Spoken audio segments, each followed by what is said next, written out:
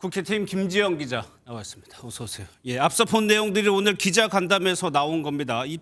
여야 입장차가 명확해졌어요. 네, 내란 김건희 여사 특검법 거부권 행사, 또 헌법재판관 임명, 또 여야정 협의체까지 협치를 찾아볼 수 없었습니다.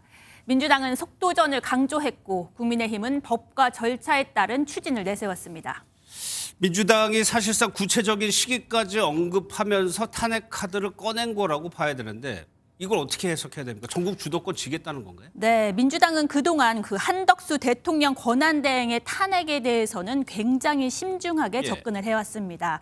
국정 안정보다 주도권 다툼에만 몰두한다는 민심의 역풍을 우려한 판단이었는데 오늘 기류가 달라졌습니다. 총리를 탄핵하는 상황이 발생하면 우리 헌법에 다 답이 있습니다. 다음 후순위가 직무대행하도록 되어 있습니다. 굳이 한대행이 아니어도 법상 문제가 없다는 취지로 탄핵 의지를 분명히 밝힌 겁니다. 예, 그런데 김 기자 24일이면 법정 시한보단 한 일주일 정도 빨리 하라는 건데 이렇게 서두르는 이유가 따로 있을까요? 네, 매주 화요일 정례 국무회의가 열리는 날인데요. 그날이 바로 24일입니다. 예. 한 대행은 그 다음 주 화요일인 31일까지는 숙고한다는 입장이었습니다. 내일부터 이틀간 국회 추천 헌법재판소 재판관 3명에 대한 청문회를 열고 26일 또는 27일 국회 본회의에서 임명 동의안을 표결하겠다는 일정에 맞춰 이번 주 안에 특검법까지 처리하기 위해 한 대행의 결단을 압박한 겁니다. 특검 통과로 전국 주도권을 더 수월하게 잡을 수 있다는 계산이 깔렸다는 분석입니다. 내란 특검의 경우 최종 기소권을 가진 검찰보다는 야당이 추천한 특검을 더 믿을 수 있고 김 여사 특검은 수사가 여권으로 확대될 개연성이 있기 때문입니다.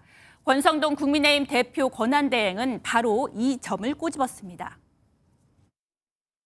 야당이 추천한 특별검사가 정부 여당의 15개 사건에 대해 수사를 하겠다는 것은 특검 폭거입니다. 명태균과 강혜경의 일방적 주장들에 근거해 국민의힘 인사들을 마구잡이식으로 수사하고 그런데 국민의힘 입장에서는 이렇게 민주당을 비판하는 거 말고는 달리 방법이 없어 보이거든요. 네, 맞습니다. 결국 특검법 거부권 행사와 헌법재판관 임명 모두 한 대행의 선택에 달려있기 때문입니다. 국민의힘이 민주당의 탄핵 압박에 대통령 권한대행 지위를 강조한 이유입니다. 한 대행은 대통령과 동일한 지위인 만큼 재적의원의 3분의 2 이상 찬성으로 탄핵이 가능하다는 주장인데 민주당은 국무총리 탄핵 가결 조건인 재적의원의 과반 찬성을 내세우고 있습니다.